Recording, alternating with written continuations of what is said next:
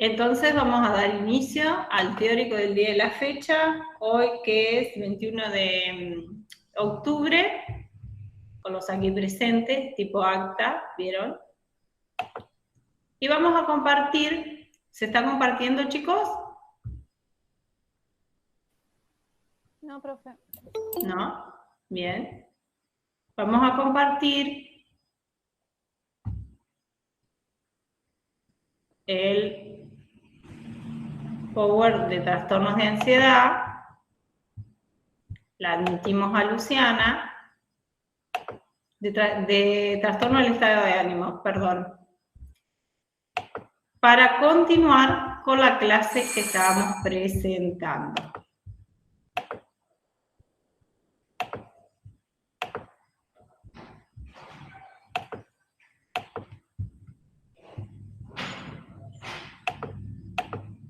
¿Por qué no lo puedo compartir?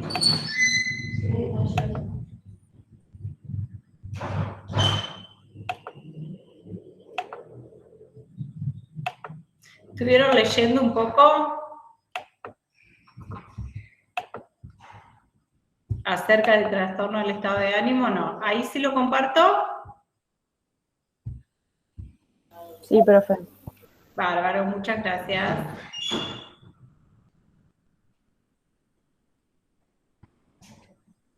Bien, estamos de acuerdo en que íbamos a hablar acerca de las generalidades, del correlato neurobiológico de los mismos y del principio del tratamiento. De esto ya fuimos hablando bastante, creo que estuvo bueno en el teórico anterior, y este gráfico, un poco para retomar, es el que básicamente necesitamos tener bien en claro. ¿Por qué? Porque entre estos tres es por donde discurre nuestro estado de ánimo. Acá donde dice eutimia sería la parte en donde estaríamos parados, tendríamos que estar todos los días nosotros. Eso no sucede, a ninguno le sucede esto. ¿Sí? Esa era la definición de trastorno de ánimo, pero vuelvo a esto no sucede a casi nadie. Tenemos como una estabilidad del estado de ánimo normal. Siempre discurrimos entre la hipomanía y la distimia. Pero el estado de ánimo normal se denomina eutimia. El estado de ánimo exacerbado se denomina manía y el estado de ánimo más bajo se denomina depresión. Después vimos lo que se llamaba el trastorno del estado de ánimo y comenzamos con una plantilla que sería las dimensiones de los síntomas, según el DSM-4, de un episodio depresivo mayor. ¿Qué sería el episodio depresivo mayor? Es el gran cuadro depresivo que las personas pueden llegar a presentar. Sí. Y llegamos a la introducción, y si continuamos con el grupo que me siguió los otros días, nos habíamos quedado acá. ¿Se acuerdan? ¿Sí? Sí, profe. ¿Hemos quedado acá por qué? ¿Sí o no? Sí, sí. Bien. ¿Por qué, Gustavo, nos habíamos quedado acá? ¿Cuál era la indicación?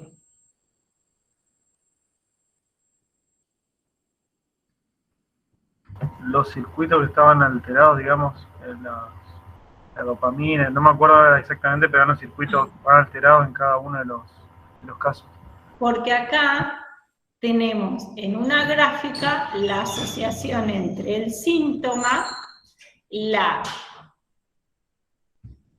monoamina o neurotransmisor, 5-TH era la serotonina, NE era la noradrenalina, NE aparece en el texto como norepinefrina, y norepinefrina y noradrenalina es lo mismo. Y la DA, la dopamina. ¿Sí? ¿Estamos hasta ahí?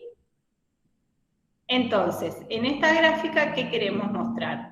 Los síntomas primarios del trastorno depresivo mayor, que cuáles eran: el ánimo depresivo y la apatía. Ánimo depresivo coincide con el primer gran carácter diagnóstico del trastorno depresivo mayor, que es estar triste todo el día, casi todo el día. Entonces, de acuerdo a la hipótesis trimonaminérgica, el ánimo depresivo coincide con un déficit de serotonina en la corteza prefrontal ventromedial y en la amígdala, sistema límbico. En la corteza prefrontal ventromedial y en la amígdala también hay déficit de noradrenalina. Y también en estos dos sectores, corteza prefrontal ventromedial y amígdala, hay déficit de dopamina. En estos tres sectores la dopamina está, la dopamina está en baja, ¿sí? Para la apatía y la pérdida de interés, la noradrenalina tiene un déficit en la corteza prefrontal, las tres partes, la dorsolateral, la arbitraria y la cingulada. Y tiene un déficit de noradrenalina en el hipocampo y el hipotálamo. Y tiene un déficit de dopamina en la corteza prefrontal dorsolateral, en el núcleo accumbens y en el hipotálamo. ¿Se acuerdan del núcleo accumbens? ¿Con qué tiene que ver el núcleo accumbens? ¿Se acuerdan o no? ¿Con la recompensa, profe? Con la recompensa, muy bien, tenía que ver con la recompensa. Excelente. Entonces, esa es la idea de mostrar este tipo de gráfico también, que ustedes vayan asociando, porque si ustedes ven los cerebritos y las líneas y los colores, mi objetivo es que vayan a circuitos funcionales neurobiológicos. ¿Se acuerdan de ese tema? Entonces, yendo a circuitos funcionales neurobiológicos, unen el concepto anatómico, corteza prefrontal dorsolateral, por ejemplo, núcleo accumbens, con el concepto fisiológico, por dónde está en baja la dopamina, por dónde está en baja la noradrenalina, en la búsqueda del placer, y entre esas dos, más allá, con la sumatoria de los síntomas, encontramos la unión entre lo anatómico, lo fisiológico y la descripción de la patología. ¿Me pudieron seguir? Esa es la idea. Bien. Este último, el trastorno del sueño, tenemos alteraciones en donde, fíjense, en el tálamo, en el hipotálamo, en PB es cerebro basal. Eso significa PB. Y el cerebro basal es como la parte intermedia entre la corteza singular anterior y la corteza prefrontal propiamente dicha. ¿Sí?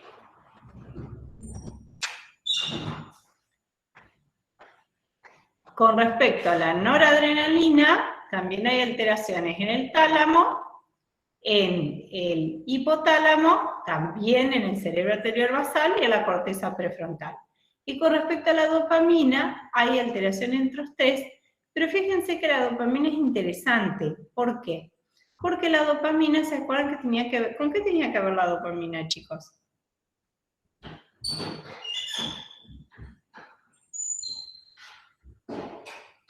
¿Qué les parece a ustedes? Yo voy a dejar de compartir la plantilla para poder aceptar a sus compañeros, ¿saben? ¿Con qué tenía que ver la dopamina?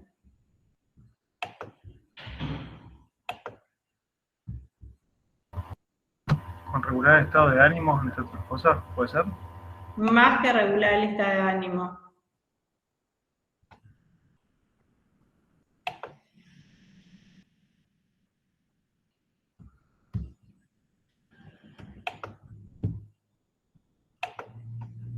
Más que regular el estado de ánimo. ¿Con qué tenía que ver la dopamina? La dopamina tenía que ver con la recompensa. ¿Se acuerdan? Con la recompensa, con la cognición, con la búsqueda del placer. Entonces se asocia la dopamina al trastorno del sueño Porque yo, en esto de estar triste, de seguir pensando que estoy triste, de que no me puedo concentrar, y de que mi vida es terrible, y de que no voy a llegar a los logros, y de que sigo haciendo mal, perdemos esta cuestión de los objetivos, perdemos de vista la recompensa, perdemos de vista el placer. Por eso está relacionado al trastorno del sueño y la bajante de la dopamina. O sea, dicho en otros términos, me paso mucho tiempo pensando en lo triste que estoy, eso hace que la dopamina no ejerza su esfuerzo, su interrelación con la serotonina y no pueda entablar un buen nivel de sueño, entonces altero el ciclo del sueño, ¿sí? Y al alterar el ciclo del sueño, altero aspectos de mi vida, y al alterar aspectos de mi vida, obvio que no voy a llegar a aquello que yo quiero que me resulte placentero o que implique una recompensa para mí, ¿sí? Bien. Y así llegamos también a otras de las características, como era la alteración del apetito y la ideación suicida. En la alteración del apetito, y esa alteración del apetito podía ser o que tuviera mucho peso o que tuviera bajo peso. Y acá arriba dice, el apetito y el peso están regulados en parte por el hipotálamo mediante proyecciones serotoninérgicas, las que se encuentran en desbalance. ¿Se acuerdan que la serotonina era un neurotransmisor de qué?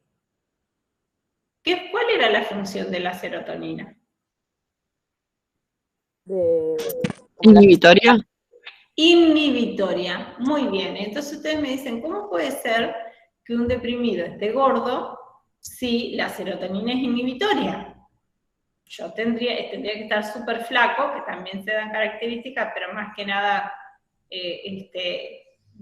aparece en episodios de extrema gordura. ¿Por qué? Porque no tiene la inhibición de no comer. No tiene, va perdiendo la saciedad. Por eso engorda, ¿sí? Y ahí está el déficit de la serotonina. Y en cuanto a esto último, que lo dejé bastante, me parece, corrígeme si me equivoco, lo dejé bastante en claro la clase anterior, que la ideación suicida y el suicidio es alto relacionado con las personas que pasan por trastorno del estado de ánimo, pero no es condición sine qua non. Por favor. ¿Por qué? Porque ha pasado mucho en muchas mesas de exámenes que sus compañeros lo ponen como en el detalle que van haciendo, ponen como sí o sí entre las características diagnósticas del episodio depresivo mayor, el estado de ánimo deprimido, estar triste todo el día, cada día, la falta de interés y la tendencia al suicidio. La tendencia al suicidio es alta, pero no es determinante. Yo necesito otras cosas como para llegar a esa determinación, ¿sí? ¿Quiénes están implicados en esa tendencia al suicidio? En esa tendencia al suicidio está regulada por el procesamiento deficiente de la información en la amígdala, fíjense, otra vez la amígdala, el córtex prefrontal ventromedial, el córtex orbital, al igual que el anterior, obedece a proyecciones de serotonina. Si la serotonina es inhibitoria, ustedes me dicen cómo puede ser si está inhibiendo, por ejemplo, sectores como el córtex orbitrario. Sí, pero ahí es como que hay un déficit en la cantidad de serotonina. Lo que yo necesito en el córtex orbital, ¿qué es? Es que me inhiba el pensamiento rumiante, que la mejor salida que tengo de esto es el suicidio. Eso es lo que necesito que me inhiba. Entonces, desde el imaginario popular, la persona está deprimida, entonces uno piensa, tiene un exceso entonces de serotonina. ¿Por qué? Porque si la serotonina es inhibitoria, tendría que tener mucha serotonina para estar y presentar ese cuadro. No, la serotonina es inhibitoria, pero es inhibitoria en interrelación con las otras dos, con la nora y con la dopa. Entonces, al haber poca disponibilidad de serotonina, se deprime. ¿Me entienden? Entonces, yo para que se ejerza una correcta acción inhibitoria, necesito más serotonina. Disponible. ¿Dónde voy a necesitar más serotonina disponible? ¿Qué les parece a ustedes?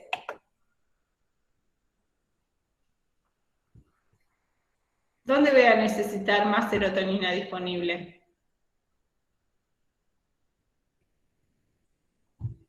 ¿Sí, chicos?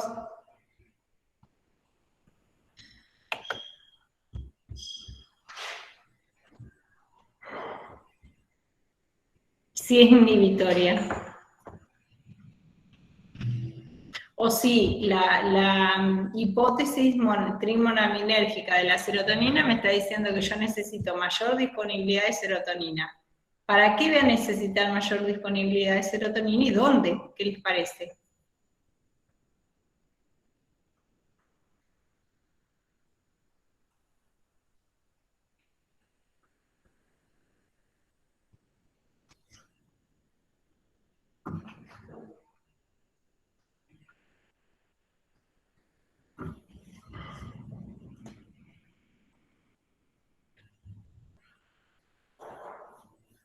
Voy a necesitar mayor disponibilidad de serotonina en el espacio sináptico. Entonces, uno de los medios de conseguir mayor disponibilidad de serotonina para que me inhiba, entre paréntesis, equilibre las otras dos, o equilibre ese estado de ánimo, haciendo que, teniendo mayor disponibilidad, voy a medicar con un imago. ¿Qué es un imago? Un inhibidor de la monoaminoxidasa. La monoaminoxidasa era una enzima. ¿Se acuerdan cuando dimos transportadores, enzimas, destinos del neurotransmisor? Entonces yo, dando un inhibidor de la enzima, dejo mayor disponibilidad de neurotransmisor en el espacio sináptico. Al dejar mayor disponibilidad de neurotransmisor en el espacio sináptico, ¿qué hago yo? Activo el receptor. Y al activar el receptor, empieza de nuevo todo el engranaje, por así decirlo, a funcionar de vuelta todo el engranaje correctamente. ¿Sí? ¿Estamos hasta ahí? Bien. Entonces, por eso dice que hay un procesamiento deficiente de la información. ¿Qué quiere decir con procesamiento deficiente? Que yo empiezo con una rumiación, una idea, que esto ya no vale la pena, que para qué voy a seguir viviendo así, que todo está mal, que por qué me pasa esto a mí, y el córtex orbitofrontal no ejerce su función inhibitoria de los pensamientos negativos. Entonces, ahí en donde deberíamos aumentar la serotonina. ¿Sí? La disfunción ejecutiva, que es uno de los síntomas también, se asocia a una regulación ineficiente de las vías de noradrenalina y dopamina en la CPFDL. ¿Qué es CPFDL? Corteza prefrontal dorsolateral. Los síntomas psicomotores están implicados en proyecciones de las 3 monoaminas hipoactivas. Hipoactivas quiere decir que están en baja, en diversas áreas del sistema nervioso, como la corteza prefrontal, el cerebelo, el estriado y el núcleo accumbens. La fatiga o falta de energía, se asocia a un procesamiento deficiente de las vías de la noradrenalina y la dopamina. La fatiga mental se asocia a un déficit de noradrenalina y dopamina en la corteza prefrontal. No es menor el dato, obvio, si es ahí en la corteza prefrontal dorsolateral, que la planificación y la ejecución no arbitraria la de los límites y de los valores morales. La ventromedial, la corteza prefrontal, la cingulada anterior, tiene que ver con la atención. Entonces, por eso, si hay déficit de noradrenalina y dopa, el síntoma es la fatiga mental. Y la fatiga física se asocia a un déficit de noradrenalina y dopamina en proyecciones descendentes de médula espinal y déficit de dopamina en el estriado, núcleo accumbens e hipotálamo. Estriado y núcleo accumbens que tienen necesariamente que ver con el procesamiento motor. ¿Sigo?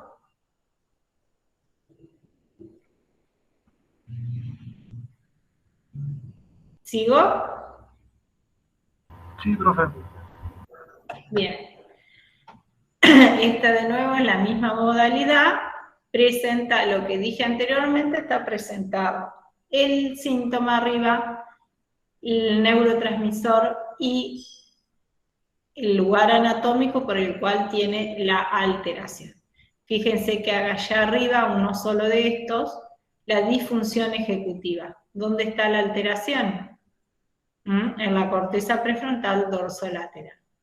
No tiene noradrenalina, que tenía que ver con el aprendizaje, con la atención, con la motivación para el logro. No tiene dopamina, que tenía que ver con la recompensa, con el placer, con la atención. Sí. Bien, continuamos y presentamos las hipótesis de tratamiento.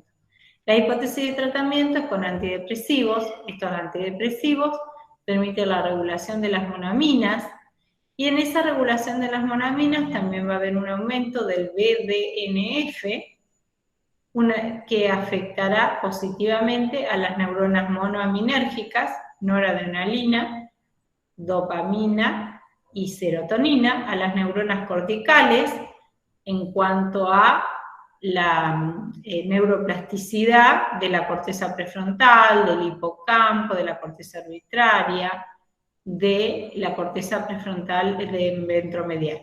Y las neuronas hipocampales, porque se acuerdan que ahí estaba el gran reservorio de neuronas y que tenía que ver con la memoria, sobre todo con la memoria semántica. Y la memoria episódica también, que tiene que ver con nuestra propia historia. Tratamiento farmacológico de la depresión. Acá, si quieren, y va a quedar en el video, deténganlo, generalmente lo que pretendemos es que se empiece a escuchar un poco de esto. Esto es básicamente psiquiátrico, pero sí, psiquiátrico quiero decir que lo debe manejar un médico psiquiatra. Sí, pero debe ser tenido en cuenta a nosotros de nuestra profesión y de nuestra función para entender de qué están hablando cuando están hablando de eso y para trabajar en equipo. Desde el tratamiento farmacológico de la depresión se habla de tres partes, de las etapas, de la etapa aguda, de la continuación y del mantenimiento. En el tratamiento agudo tiene como objetivo alcanzar la remisión y la recuperación funcional. Es importante aclarar que aunque casi el 80% de los pacientes responden al tratamiento agudo, solo el 50 al 60% recuperan su funcionamiento normal. A pesar que algunas personas puedan no estar depresivas clínicamente en remisión, sin embargo, no alcanzan a retomar sus tareas laborales o sociales de manera satisfactoria, recuperación funcional. La etapa aguda del tratamiento antidepresivo dura entre 4 y 12 semanas y termina con la remisión del cuadro, momento en el que se inicia la etapa de continuación, cuyo objetivo es prevenir la recaída, es decir, la aparición del episodio más reciente, que dura entre 4 y 9 meses. El objetivo de la siguiente etapa de mantenimiento es el de prevenir la aparición de un episodio depresivo nuevo, es decir, la recurrencia. Quiero detenerme acá un poquito. Fíjense que etapa de continuación, 4 a 9 meses. Y si hablamos del sostenimiento de la terapia, y estamos hablando de un cuadro depresivo, en un cuadro depresivo que tiene alta recurrencia y sostener 4 a 9 meses de tratamiento es brillante. El colega que logra que una persona que ha pasado por una depresión, un episodio de depresión mayor, logra sostener la etapa aguda y sostiene la etapa de continuación, ya está. En diciembre se preparan una gran torta, se la comen solo y dicen, soy un genio. Porque las personas que pasan por este tipo de trastorno son las personas que más abandonan el tratamiento. ¿Por qué? Porque también muchas veces se esconde detrás depende el estilo de personalidad que esté detrás de este cuadro, y generalmente, cosa que no se dice en las plantillas es mío, todos vamos por el elemento mágico. La mayoría de las personas, sobre todo las que necesitan ser medicadas, le ponen mucho a la pastilla, digamos. Entonces yo me tomo la pastilla, esto me voy a curar 4 a 12 semanas, o sea, en 6 meses, en 3 meses yo más o menos ya estoy, esto no importa, vemos, y la fantasía de que todo esto va a pasar, generalmente la persona que pasa por un cuadro depresivo mayor, todo tiempo pasado fue mejor, entonces uno lo tiene que convencer de que está bueno vivir, convencer en el hecho más vívido del verbo. Después pónganle el título de terapia que ustedes quieran, pero convencer de que vale la pena el presente, que empiece a proyectar, cosa que estas personas no hacen. Entonces, si ustedes como terapeutas logran que sostenga la etapa de continuación entre 4 y 9 meses, geniales. Siéntanse totalmente exitosos, ¿sí? Bueno, y ahí llegamos al otro gran trastorno que vamos a presentar hoy, que son los trastornos bipolares. Gran trastorno dentro de ¿qué? De los trastornos del estado de ánimo. Trastorno del estado de ánimo tenemos el episodio depresivo mayor y el episodio bipolar. Y dentro del episodio bipolar tenemos cuatro subgrupos, que es el bipolar 1, el bipolar 2, el trastorno bipolar no especificado y el trastorno ciclotímico. De los cuales en la cátedra vamos a desarrollar el bipolar 1 y el bipolar 2, y eso no quiere decir que en el texto estén desarrollados los otros. Volvemos al gráfico que empecé, que donde discurría nuestro estado de ánimo normal. ¿Sí? Si es bipolar, tiene que, como su nombre le indica, dar sobre 2 polos. Criterio diagnóstico del trastorno bipolar. Tiene que tener un episodio más reciente maníaco. Criterio A, actualmente el más reciente es un episodio maníaco. Criterio B, previamente se ha presentado al menos un episodio depresivo mayor, un episodio maníaco o un episodio mixto. ¿Qué quiere decir esto? Que volviendo al dibujito, o tiene un episodio depresivo mayor y está acá abajo, ¿ver la flechita o no? Sí, profe. O tiene un episodio depresivo mayor y está acá abajo, o tiene un episodio maníaco y está acá arriba, o tiene un amiso, va para arriba, va para abajo, va para arriba, va para abajo. Que de los dos es preferible que sea unipolar, por así decirlo. Término que no se usa, ojo, el término unipolar ya quedó fuera de circulación. Entonces tiene que tener actualmente el episodio más reciente, tiene que ser maníaco. El B, previamente se ha presentado al menos un episodio depresivo mayor, un episodio maníaco o un episodio mixto.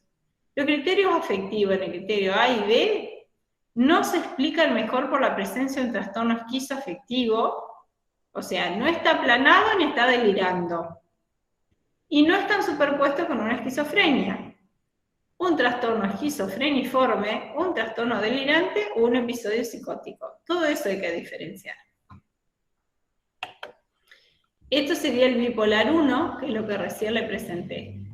Puede tener un episodio maníaco reciente, puede tener un episodio mixto, pasar de la manía, estabilizarse, ir a la depresión, o puede tener un episodio solamente depresivo.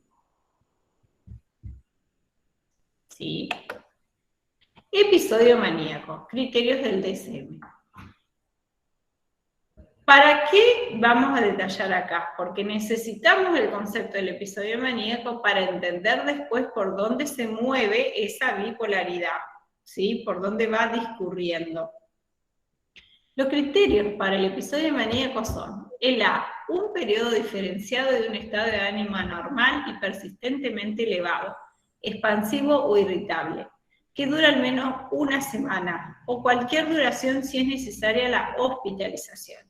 ¿Qué quiere decir cualquier duración? Que esto no tiene que ser muy sistemático, pero sí tiene que tener una continuidad, una semana, por ahí corta en esa semana, se vuelve hipertímico, pero después vuelve a la manía. Durante el periodo de alteración del estado de ánimo han persistido 3 o más de los siguientes síntomas, 4 si el estado de ánimo es solo irritable, y ha habido en un grado significativo estos síntomas siguientes. 1. Autoestima exagerada o grandiosidad. 2. Disminución de la necesidad de dormir. Aunque yo conozco personas que con 4 horas ya están, pero esos serían los hipertímicos. Más hablador de lo habitual o verborreico, eso sí, están agitados, te quieren contar un montón de cosas, te dicen, no, espera,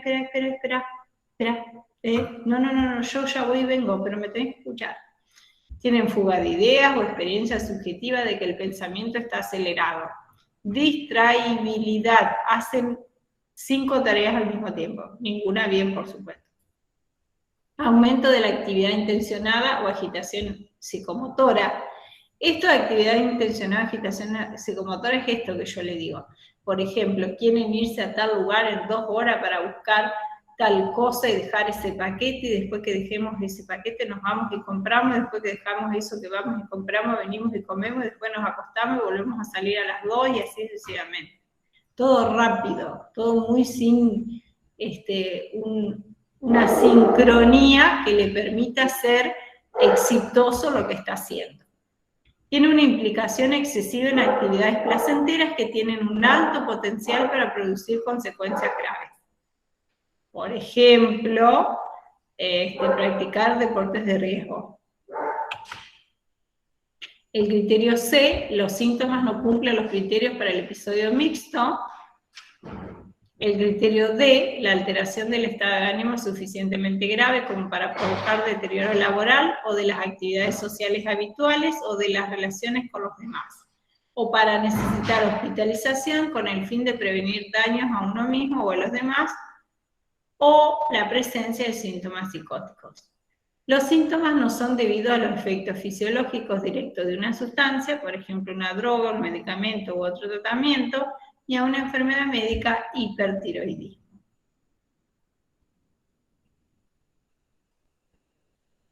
¿Sí? ¿Estamos hasta ahí?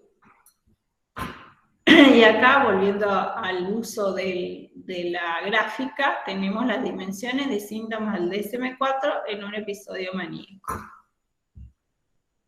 Acá está el ánimo elevadamente expansivo, tan recontento, bailan, danzan, cantan, como siempre fueron más o menos tranquilos, se ríen sin sentido, te cuentan chistes que, digamos, nunca esa persona rara vez le hubiera contado.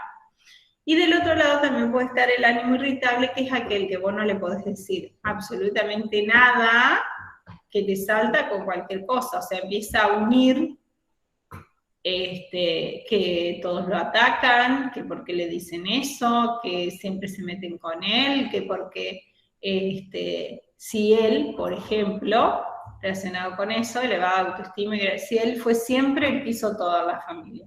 Entonces, si él fue siempre el que hizo toda la familia, ¿por qué ahora este ataque? ¿De qué se están vengando? El aumento de la actividad, por eso este señor escribe muchísimo. Las actividades de riesgo, acá pusieron un paracaídas. La actividad de riesgo hay que medirla o hay que tenerla en cuenta siempre y cuando es una persona que rara vez la practicó. Supongamos, se le da por hacer por parkour, ¿sí? Y pesa 100 kilos. Obvio que ahí hay algo que anda mal.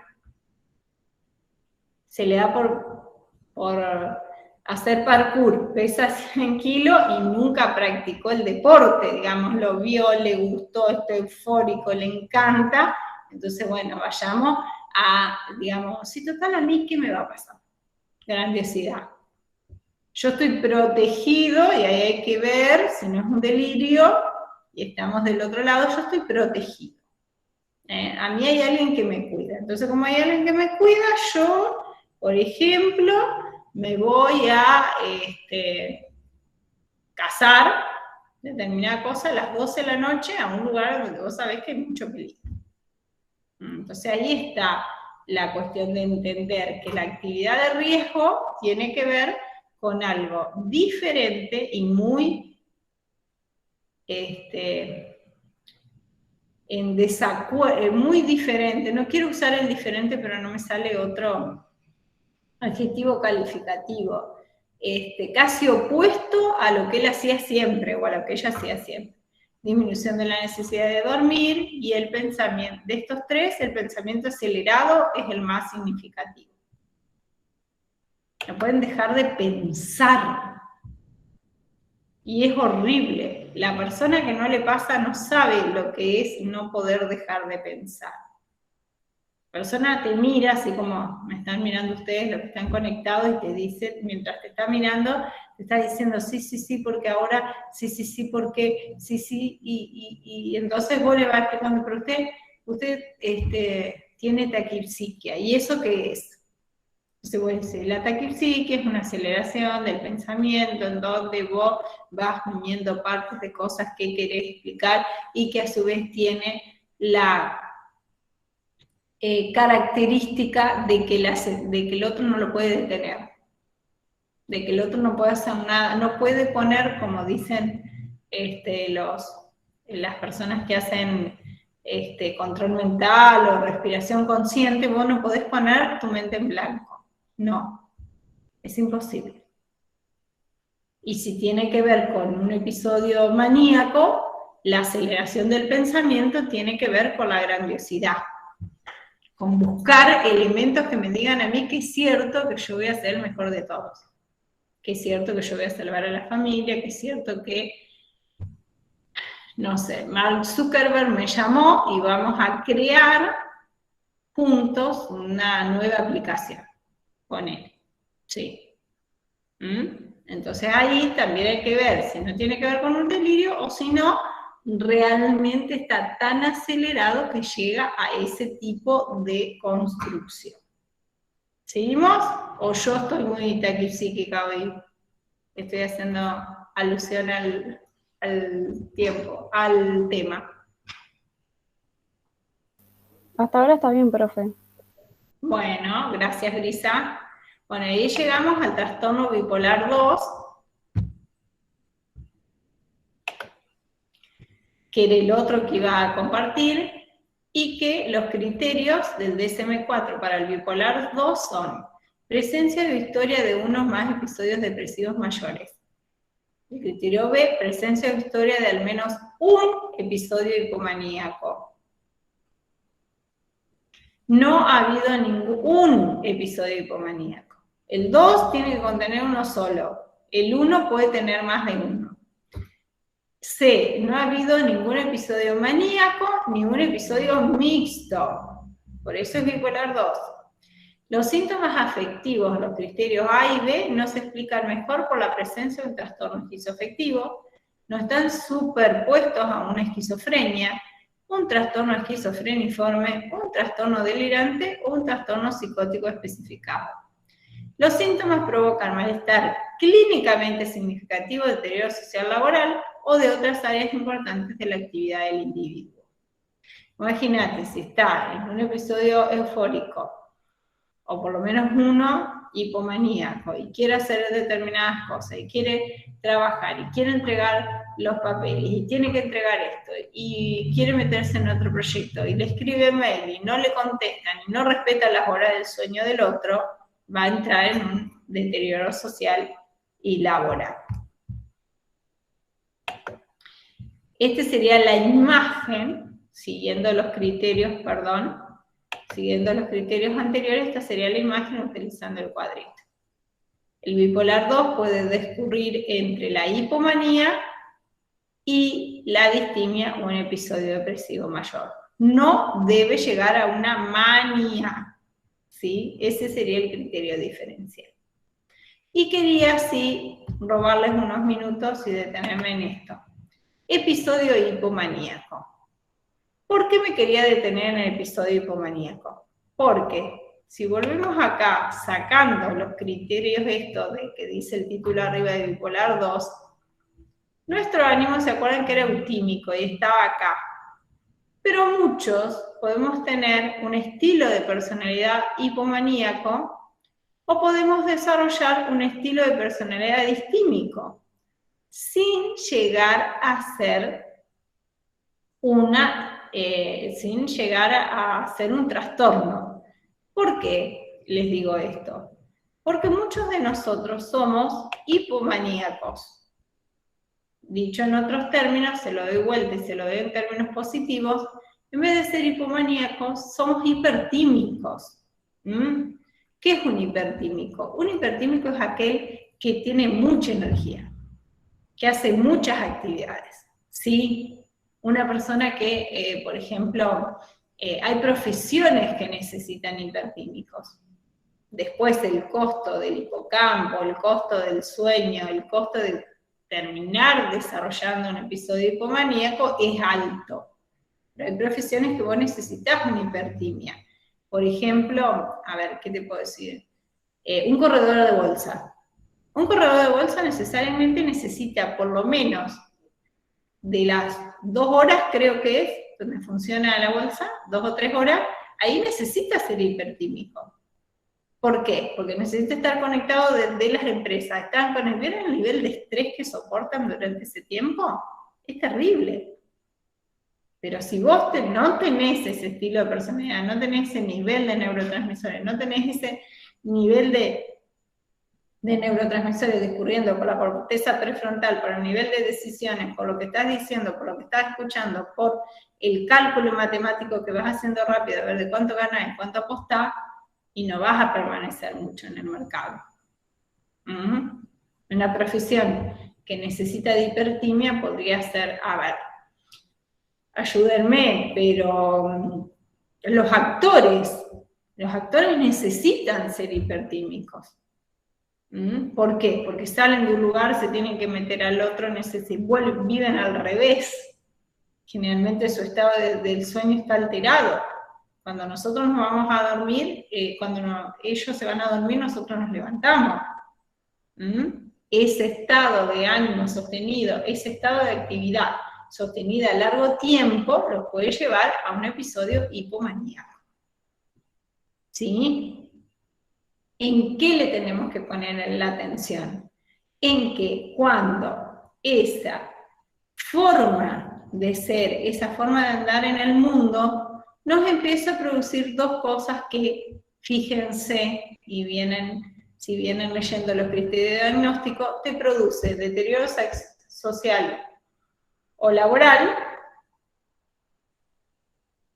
Siempre hay que descartar organicidad, o sea que no haya algún episodio médico o medicamentoso dando vuelta, descartar consumo de sustancias, ¿sí? Y también que el sujeto lo cronifique en el tiempo y le vaya dejando de ser funcional, más allá del deterioro social y laboral que le produzca. ¿Sí? A eso le tenemos que también tener en cuenta a la hora de emitir un diagnóstico. Por eso el hipertímico, por ejemplo, cuando estamos en periodo de un episodio hipomaníaco, tenemos que tener en cuenta que, y vuelvo acá,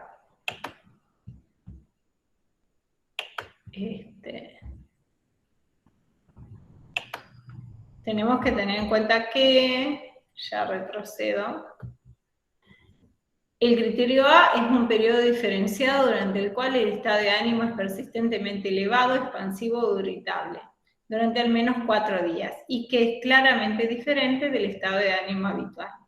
Durante el periodo, el criterio B es que durante el periodo de alteración del estado de ánimo ha persistido 3 o más de los siguientes síntomas. 4 si el estado de ánimo es solo irritable.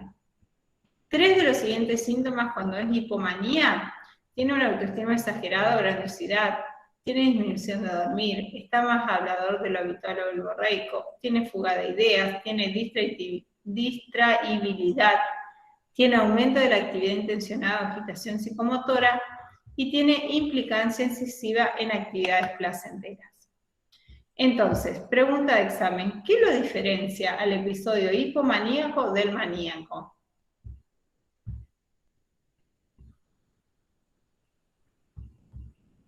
¿Qué les parece a ustedes? Si ustedes leen los criterios B, son básicamente los mismos. ¿Qué lo diferencia? La duración. Los días. En los días, muy bien, en los días. ¿Y en qué otra cosa más?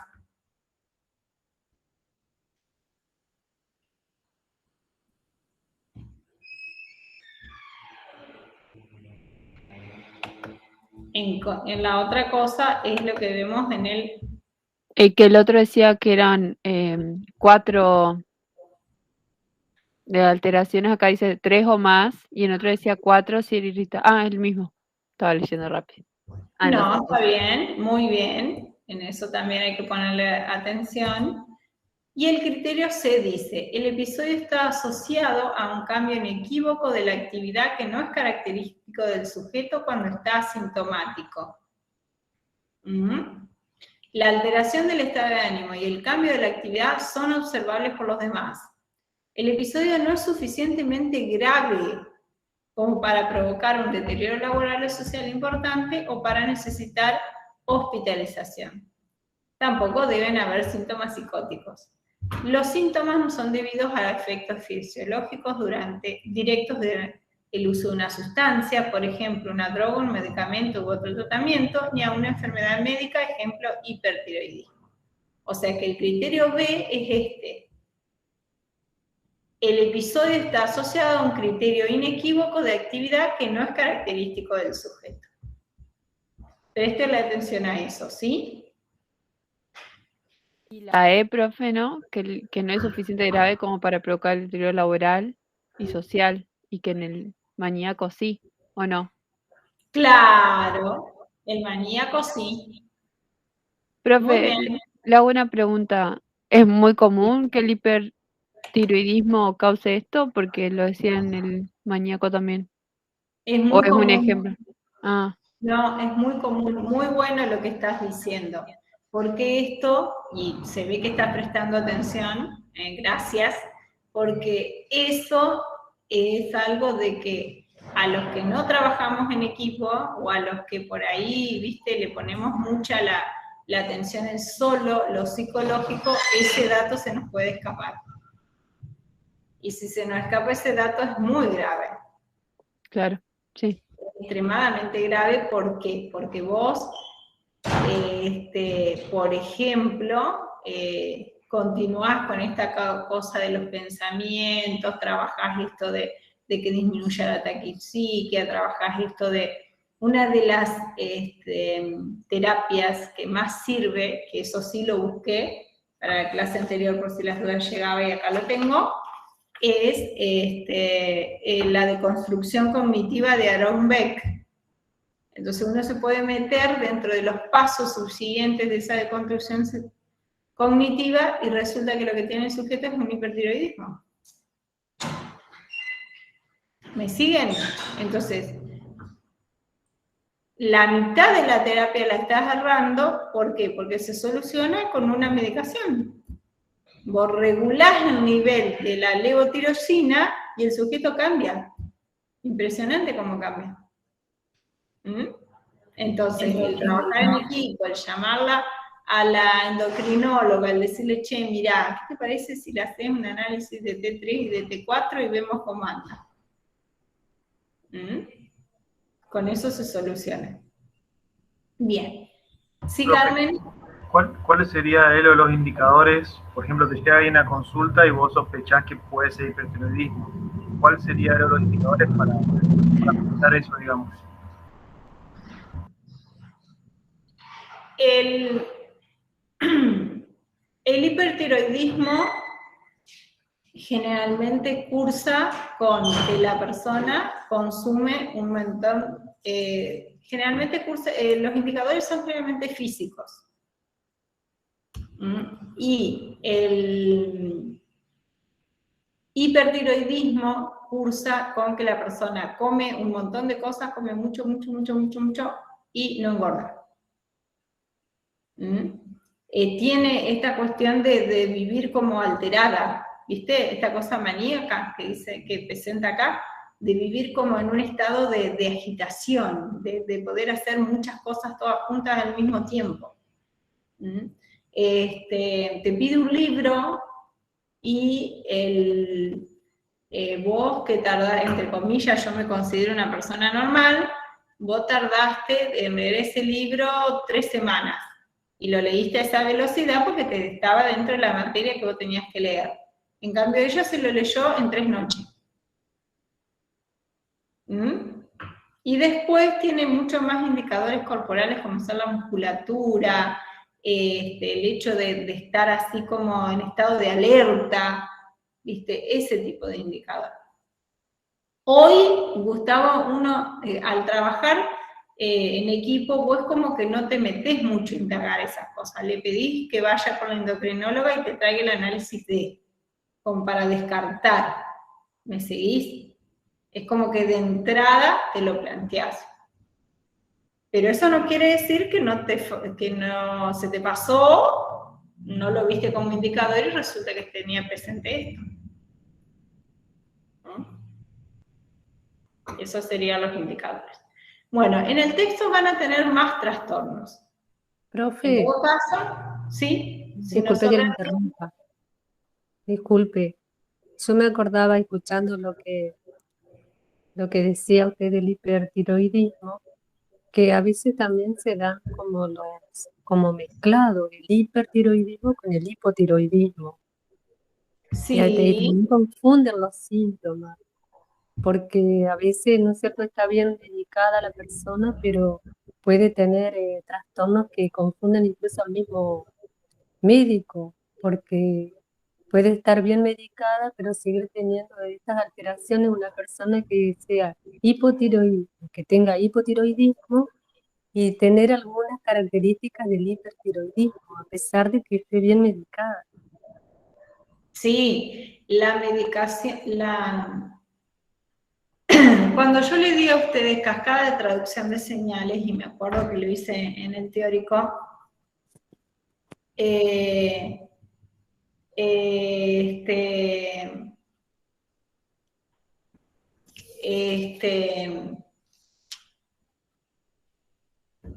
les planteaba yo en esto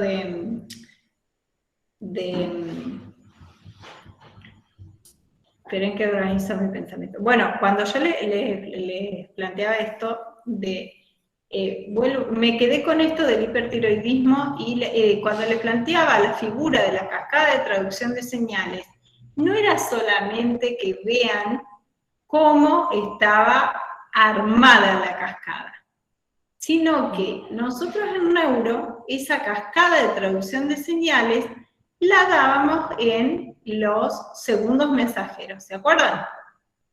Eso no quería decir que eran 4 eventos los principales que uno tenía que tener en cuenta y que se daban en esa cascada de traducción de señales. Esos eventos eran la proteína G, Ujú. que eran los segundos mensajeros, el segundo evento eran los receptores ionotrópicos, el tercer evento, los receptores hormonales, y el cuarto evento, los receptores enzimáticos. Ujú.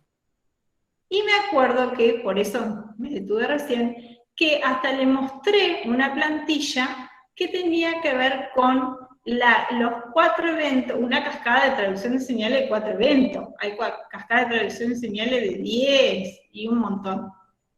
Pero esos 4 eventos con la hormona tirosina. ¿Por qué elegí la hormona tirosina? Porque es increíble cómo la hormona tirosina, la T3 y la T4, interviene en la interrelación de todos los procesos que nosotros, de todo nuestro cuerpo. Entonces, ¿por qué traigo ese tema a colación?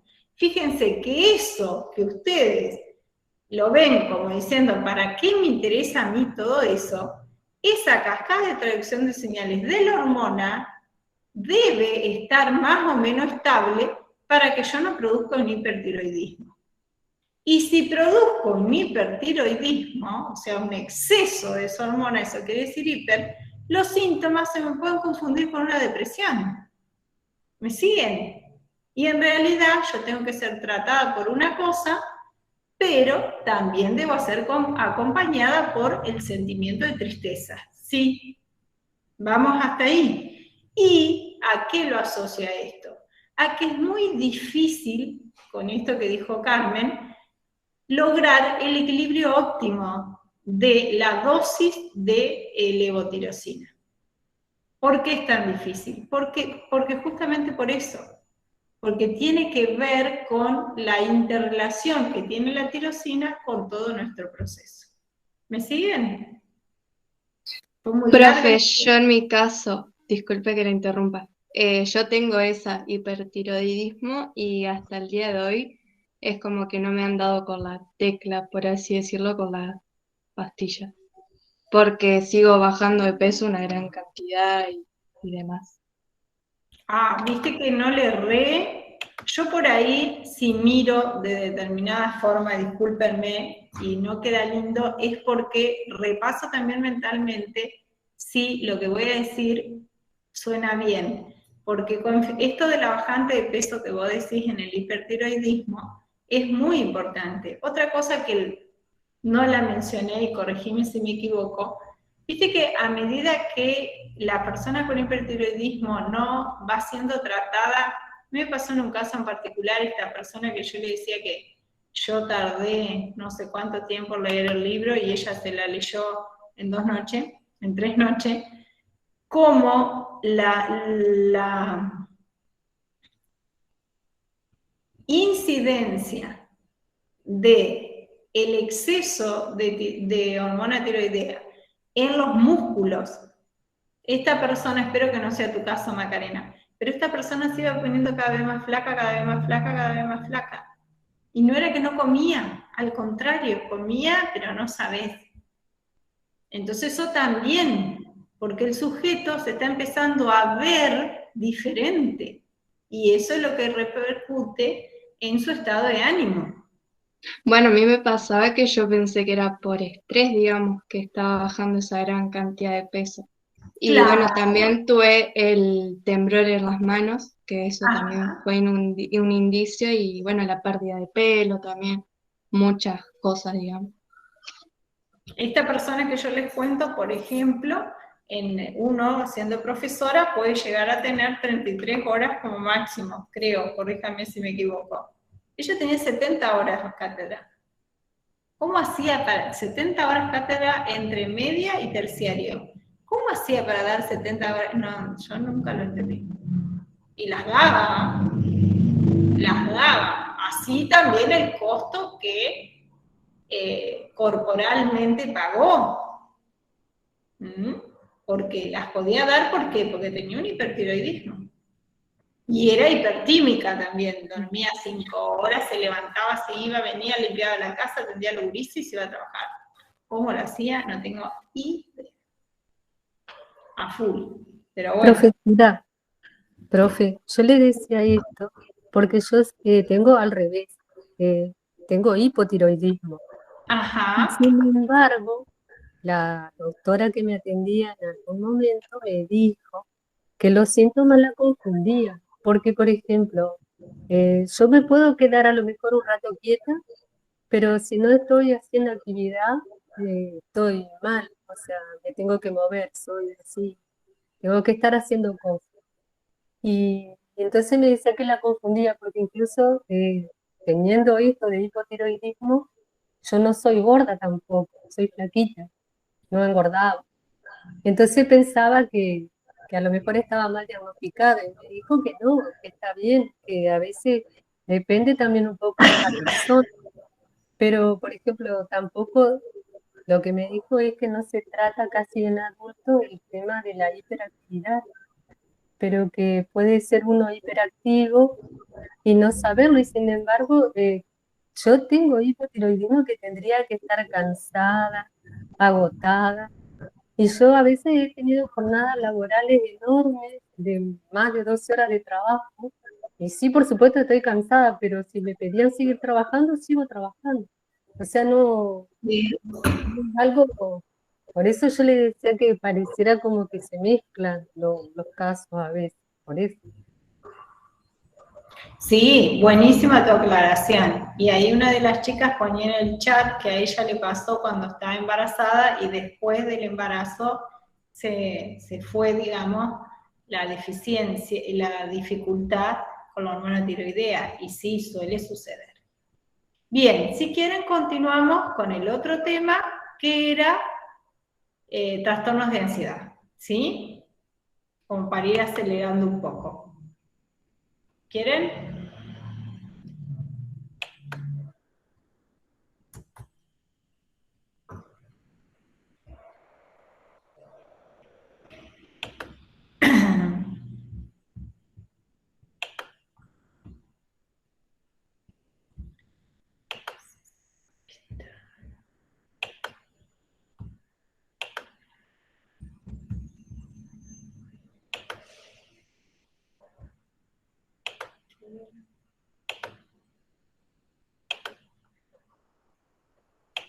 Ahí está. Bien, y así llegamos al tema de trastornos de ansiedad.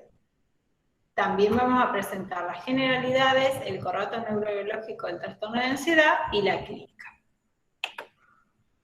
En ello decimos que la ansiedad, tenemos que definir primero la ansiedad. Desde neurobiología definimos la ansiedad como proveniente del latín ansietas, que significa congoja o aflicción.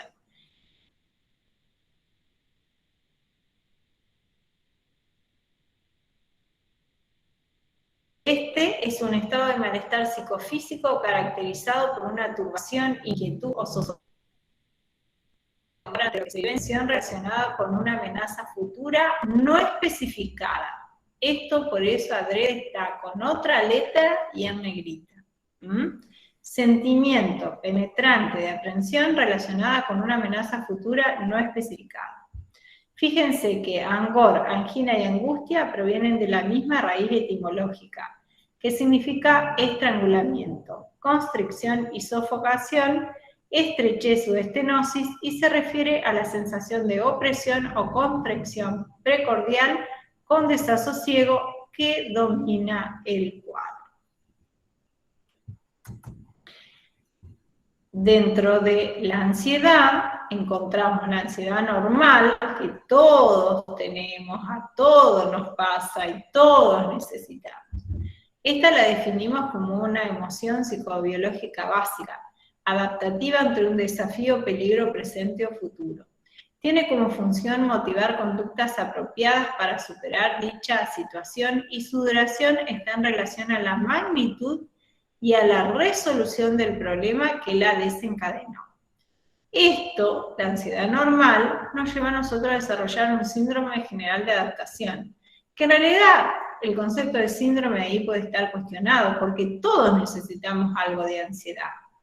Todos necesitamos estar movilizados para llegar a algo, para estudiar, para alcanzar el colectivo, para tener un objetivo. Si esto se cronifica o se desarrolla una respuesta exagerada, llegamos a la ansiedad patológica. que una respuesta exagerada, no necesariamente ligada a un peligro, situación o objeto externo, que puede llegar a resultar incapacitante al punto de condicionar la conducta de un individuo y cuya aparición o desaparición son aleatorias. La ansiedad y sus trastornos.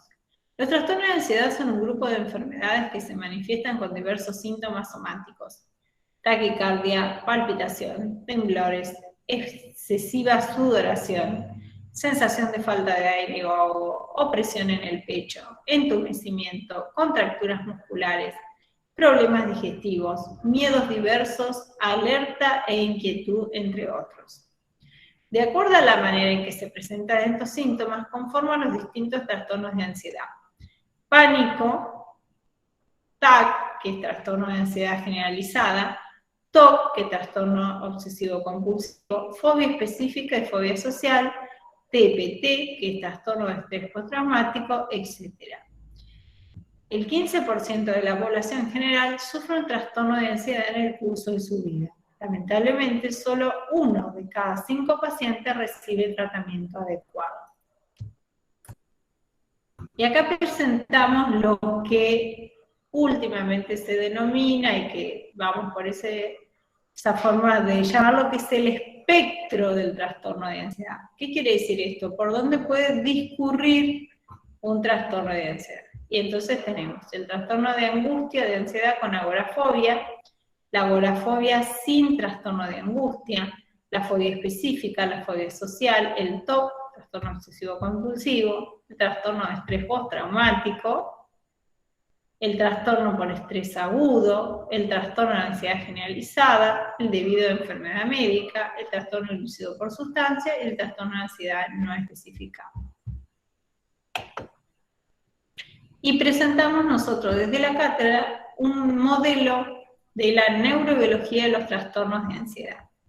El concepto central de los trastornos de ansiedad se trae de Gray, el modelo de ansiedad de Gray, que supone la presencia de un sistema conductual desarrollado sobre la observación de los efectos de los fármacos antiansiosos. A partir de los efectos se han investigado tanto los mecanismos cerebrales que subyacen a la ansiedad como el desarrollo de la tolerancia conductual al estrés. Este es un modelo para explicar la ansiedad, y la acción de las drogas antiansiógenas sería que las drogas antiansiosas ocasionarían o estarían implicadas en el sistema límbico con sus aferentes y eferentes. Este sistema de inhibición conductual está compuesto, de acuerdo a la definición que le da Gray, por la evaluación y la forma en la cual nuestro, sobre todo sistema séptico-hipocampal, evalúa la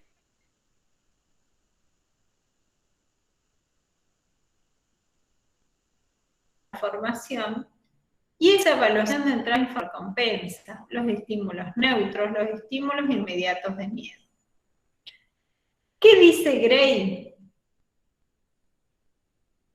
¿Qué dice Gray? Que los fármacos y los ansiolíticos a veces actúan ayudando, ahí se empeoran, pero los fármacos ansiolíticos, la función no es empeorar, sino es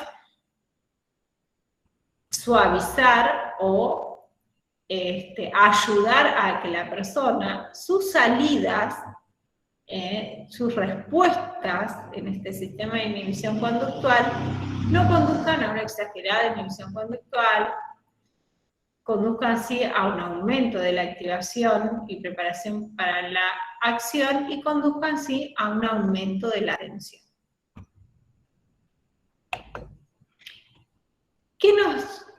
En esta plantilla vamos a desarrollar aquello que vimos en la anterior como cuadro.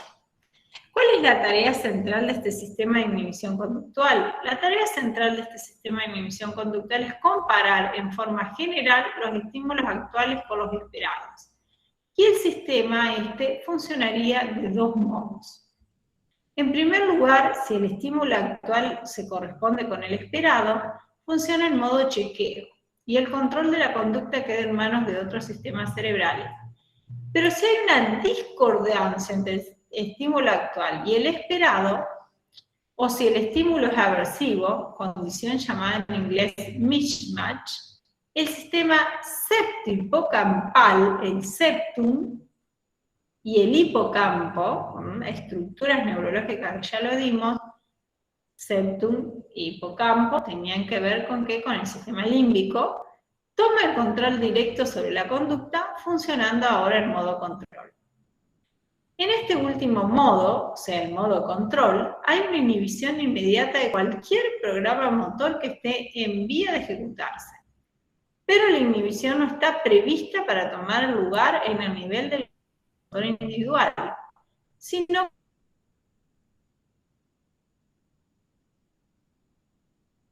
como una interrupción del funcionamiento superior involucrados en el planeamiento y ejecución general. En el momento de la detección del mismatch, o sea, de la evaluación que ese estímulo es aversivo, es etiquetado con una indicación que se diría falla del sistema necesidad de revisión. Entonces, al ser etiquetado así, lo lleva a, en futuras ocasiones, el programa se ejecuta con grandes restricciones, más lentamente, fácilmente interrumpido, más fácilmente abandonado, y B, este programa será tratado con particular atención la próxima vez que se ponga en marcha, o sea, el sistema ejecutará de manera particularmente cuidadosa su función básica de control y revisión, confrontando lo anticipado con la situación actual. Volvemos al estilo de plantilla anterior y juntamos la plantilla explicativa con esto de la estructura anatómica en donde se da la evaluación o mismatch, por ejemplo.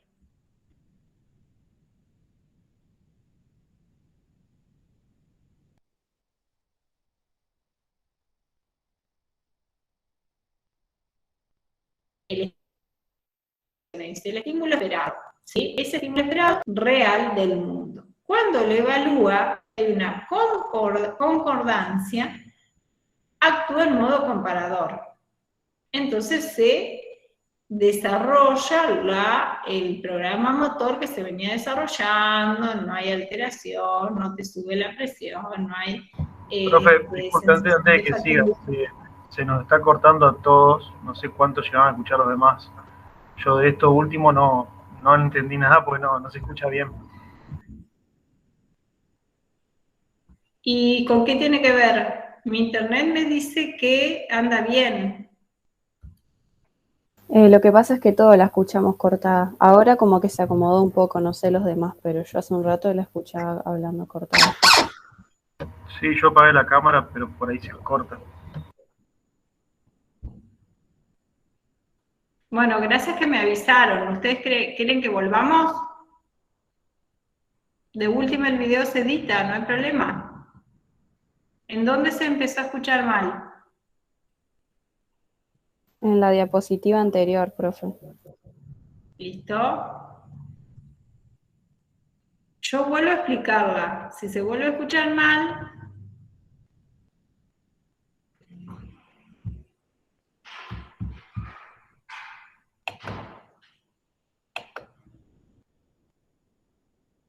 Y empieza vuelta el sistema de inhibición conductual. Sí, en esa. En esta. Bien, vuelvo. Gray presenta un sistema de inhibición conductual. Ese sistema de inhibición conductual está compuesto de entradas, que las entradas serían algo así como la información, o sea, piénsenlo desde este lugar. Gray utiliza un sistema en el cual la analogía sería una computadora. Entonces, las entradas o la entrada de información que uno le hace al disco rígido son entradas de afecto, entradas de resolución de problemas acerca de alimento, pero también hay entradas que tienen que ver con señales de castigo, señales de no recompensa, señales de estímulos neutros, señales de estímulos innatos de miedo. ¿Se escuchó bien hasta ahí? Sí, sí, profe. ¿Ahora sí? Bien. Sí. Esos, de acuerdo a la plantilla, dice que empeoran si son evaluados de este mismatch que vemos más adelante y son tratados por fármacos ansiolíticos, con fármacos ansiolíticos. Porque si ustedes lo ven al texto, después va a decir, mirá, ¿por qué me habla de esto si anteriormente no dijo nada? Es la introducción poniendo cómo funcionaba el sistema de inhibición conductual. La aparición de la frase acá, fármacos ansiolíticos, tiene que ver con que se desarrolla esta teoría a partir del uso de fármacos ansiolíticos. ¿Y qué hace esto? Al bajar la ansiedad, las salidas de las salidas de nuestro sistema de inhibición conductual. ¿Cuáles serían las salidas? Las salidas serían cómo uno responde, ya sea conductualmente, verbalmente, afectivamente. Entonces, las salidas pueden llegar a ser de una inhibición conductual, ¿qué es esto? Inhibición de la ejecución de ese sistema motor, de un aumento de la activación, preparación para la acción, y de un aumento de la atención a los estímulos ambientales. ¿Estamos hasta ahí? ¿Sigo? ¿Ahora se escuchó bien? Sí, profe. Muy bien. Bueno, describimos la tarea central del sistema de inhibición conductual. ¿Cuál es la tarea central de este sistema de inhibición conductual? El primero, que es como que ese sistema septohipocampal, léanla la plantilla ustedes después, está chequeando todo el tiempo, está evaluando todo el tiempo. Por ejemplo, está evaluando si tengo frío, tengo calor, si está bueno que coma más mayonesa, menos mayonesa, si decía ahí, una entrada aversiva, una entrada de no recompensa, que me quedé con ganas de comer tal cosa y ahora no lo voy a poder comer. Eso lo va evaluando y está diciendo, bueno, está bien, hay una concordancia entre el estímulo actual y el esperado. Pero el problema viene cuando no hay concordancia entre el actual y el esperado y el estímulo se considera aversivo. Cuando el estímulo se considera aversivo, empieza a actuar el sistema septohipocampal tomando el control. Al tomar el control este sistema septohipocampal, ¿qué hace? Inhibe la ejecución del programa motor. ¿Qué quiere decir esto de inhibir la ejecución del programa motor? Que si nuestro cerebro en la corteza prefrontal dorsolateral ya está ideando de que, por ejemplo, no hay problema en que yo me coma 3 chocolates más y de última yo salgo después a andar en bicicleta y lo voy a resolver, ese lo lee como una lectura aversiva y me dice no comas los chocolates. En un ejemplo tranquilo y bien, una entrada aversiva puede ser ir caminando por un lugar, escuchar ruidos raros, producirme una sensibilización. Entonces, ¿yo qué pasa? Me quedo en alerta, miro para todos lados, estoy como asustada y le presto atención, sobreatención a lo que me rodea.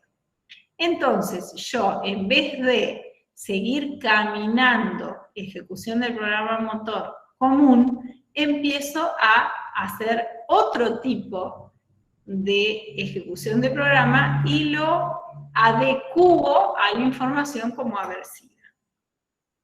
¿Sí? En segundo lugar, el programa motor que estaba en curso de ejecución en ese momento se detiene y es leído como falla en el sistema, necesidad de revisión. ¿Qué es esto? Que en futuras ocasiones, o sea, cuando yo vuelva a pasar por ese lugar y esté el mismo árbol y puede que esté el mismo auto, yo en vez, si mi sistema de inhibición conductual lo leyó como falla en el sistema necesidad de revisión, yo voy a pasar más rápido, voy a creer que me están persiguiendo y voy a tener más en cuenta a las personas que están ahí. Este programa será tratado con particular atención la próxima vez que se ponga en marcha, o sea, el sistema ejecutará de manera particularmente cuidadosa su función básica de control y revisión, confrontando lo anticipado por la situación actual. ¿Vamos hasta ahí? Entonces, ahora lo unimos con lo anatómico. el generador de predicciones, o sea, no me va a pasar nada cuando yo pase por esa esquina. Empieza a compararlo al sistema séptico-campal. Y el mundo me da la información, el auto del mismo color, el árbol en el mismo lugar, tiene poca más o menos hoja y más o menos viento. Si hay una concordancia, se pone en marcha mi modo comparador y yo paso tranquilamente, no le presto atención, si hay alguien ahí hasta digo chao. En cambio, si hay una discordancia y yo lo leo como falla en el sistema, modo mismatch, el sistema séptico-campal va a tomar el control, me va a inhibir la conducta buena, o la conducta que a mí me permitía resolverlo bien, y va a poner en ejecución una conducta, como dicen, un sistema motor que me permita resolver la situación. En tercer lugar, el sistema inicia una conducta exploratoria e investigadora específica diseñada para contestar las preguntas que surgen de la actividad de comparador. Entre los estímulos ambientales para los cuales el sistema comanda una búsqueda especial en este sentido, una clase importante está constituida por aquellos que por sí mismos predicen la disrupción de los planes del sujeto. Por ejemplo, los asociados con castigo o falta de recompensa. ¿Qué quiero decir esto? Quiero decir que yo, cada vez que pase por ahí, y cada vez que me pase esto del audio, yo voy a explorar. Y para darme seguridad, la seguridad va a tener que ser externa y yo voy a tener que siempre comparar. No, porque si acá estaba esto y a mí me dio seguridad pasar por esto y a mí no me pasó nada haciendo esto, voy a hacer lo mismo. Entonces dice, asociados a castigo, falta de recompensa.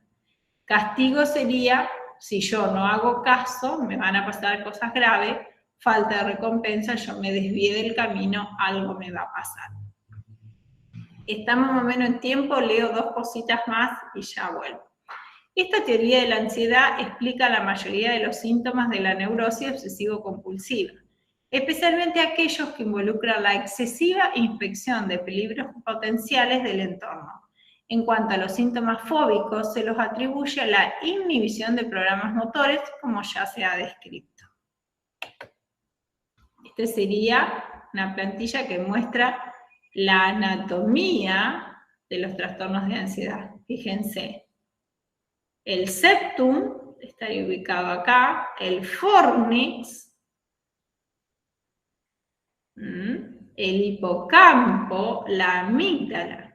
Sistema septo-hipocampal.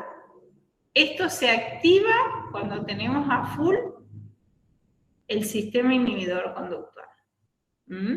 Y la amígdala, acuérdense de los recuerdos relacionados con el miedo. Bien. Bueno, ¿se escuchó mejor ahora? ¿Pudieron comprender lo que estaba diciendo? Sí, profe. Bárbaro. Sí, profesora.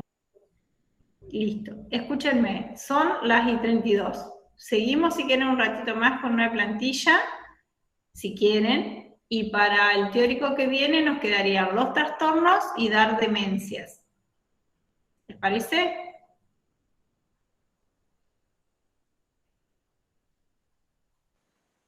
Dale, profe. Una más. Sí, una más. Una más y no pedimos más, ¿te parece? ¿Eh? Ya que estamos, terminemos con esto. Por eso. Ahí está. ¿De qué estructura estábamos hablando? Del sistema de inhibición conductual. ¿Sí? ¿Y de qué estructuras vamos a comparar el sistema de activación conductual? Posibles bases biológicas del SIC y del SAC. Desde el sistema de inhibición conductual, las bases biológicas de los estados afectivos elicitados por estímulos aversivos parecen estar reguladas por un complejo sistema neuronal que incluía diversas regiones cerebrales como la amígdala y posiblemente el sistema séptico-campal y el núcleo basal de la estilia terminal. Se activarán fundamentalmente ante estos estímulos innatos aversivos y estímulos condicionados aversivos, como la pérdida de dinero, las palabras aversivas y las expresiones faciales de miedo. Además, intervendrán en la regulación de diferentes patrones de conducta de inhibición, como la evitación pasiva, la petrificación o la inmovilidad condicionada. Fíjense que esto vuelve a explicar lo que decimos anteriormente. ¿Y qué es el SAC? Es el sistema de activación conductual. En este caso se ha propuesto el área tegmental ventral y sus proyecciones dopaminérgicas al núcleo accumbens. No obstante, existen algunas discrepancias en la interpretación de la función del sistema dopaminérgico mesolímbico. Diversos autores consideran que este sistema está implicado fundamentalmente en los procesos incentivo-motivacionales relacionados con los estímulos recompensantes. El sistema dopaminérgico, junto con otras áreas relacionadas, actuaría como un sistema afectivo-motivacional de aproximación de búsqueda que permite a los organismos aproximarse a los estímulos apetitivos, incluidos estímulos nuevos y estímulos apetitivos, sean estos condicionados o incondicionados. ¿Para qué traje yo esta plantilla? Para que veamos cómo desde un lugar, desde otro lugar, es lo mismo que estábamos explicando antes, cómo el sistema de inhibición conductual se activa cuando nosotros leemos nuestro sistema séptico-campal, lee como aversivo o como dice ahí, evitación pasiva o inhibitorio, estímulos del medio externo. Y como contrapartida, solo les presento el SAC, que sería el sistema de activación conductual, que sería como la otra cara de esto. De cuando uno pone estas estructuras como la tegmental ventral y las proyecciones dopaminérgicas del núcleo accumbens con la dopamina al servicio de los estímulos apetitivos, al servicio de las conductas afecto-motivacionales, ¿sí? Y los estímulos de recompensa. Dicho esto, la semana que viene se nos queda solo una plantilla en la cual vuelvo a presentar las bases neurológicas, o sea, los sectores de nuestro cerebro, los cuales están asentados el sistema de inhibición conductual y cómo se interrelaciona con otros, y los trastornos de ansiedad, ¿sí? Bien, preguntas. ¿Alguna tal vez? ¿Muchas? Díganme ustedes. Profe, yo solo porque se acerca el parcial y quería saber las clases de la semana pasada. Fueron 2. Creo que fueron 2. Esas están, tipo, las enviaron a alguno de los compañeros. No. Ya están, Florencia, yo mañana sin falta lo hago. No han sido enviadas. Genial, Pero profe. ya están grabadas. Más que faltan enviar. Claro. ¿Cómo? Que sería tipo las 2 últimas que faltarían subir. Sí. Genial. Eso no significa que el video que grabó la clase anterior y la otra, o que estaba transmitiendo Facundo, ese sí estaba. Incluso el de la clase del viernes, Facundo hubo una parte en que la quiso cortar, que fue la parte de adelante, y me dijo, por favor, véalo, así yo lo puedo... Gracias Tamara, véalo, así yo lo puedo subir, a ver cómo quedó, yo lo vi, le di el ok y Facundo lo subió. Profe, la clase del jueves y del viernes están en los teóricos, en el canal de YouTube. Yo ya las vi, están completas. Bien, ¿qué te parecieron, Luciana? Bien, la última estuvo re interesante. Bueno, es justamente esta última, permitime, Luciana, es esta última que Facundo me la mandó, yo le dije, sacale esto, él la editó y la volvió a subir. Ah, claro. Profe, le quería preguntar un segundito si puedo volver a poner la última filmina, que me faltó copiar una cosita. El bueno, cuadrito. la verde, la comparto, Sí, no hay problema. sí, gracias, profe. Bueno, espero que... y otra cosa, me quedé preocupada con esto de que no se entendía. ¿Se escuchó después? Yo escucho bien, profe. Sí, profe. Sí, sí. Se escuchó bien. ¿Y qué creen ustedes? ¿Habrá tenido que ver con internet? ¿Con qué habrá tenido que ver? Porque entonces me dedico a fijarme con Fivertel. Sí, pero a todos nos pasa, profe, que a veces se corta. A mí por ahí me pasa que se me frenan todas las pantallas, las caras y después me vuelve a retomar solo internet. Pero creo que nos pasa a todos. Bueno. No haré mi descarga entonces. Bueno, le comparto a la compañera la plantilla ahí. No se ve, profe. No le estás viendo. Listo, vuelvo a compartir. Sí, Gustavo, algo para decir. Brisa, algo para decir. Ahí está ahora. Ahí está presentando. Sí, ahí está, profe.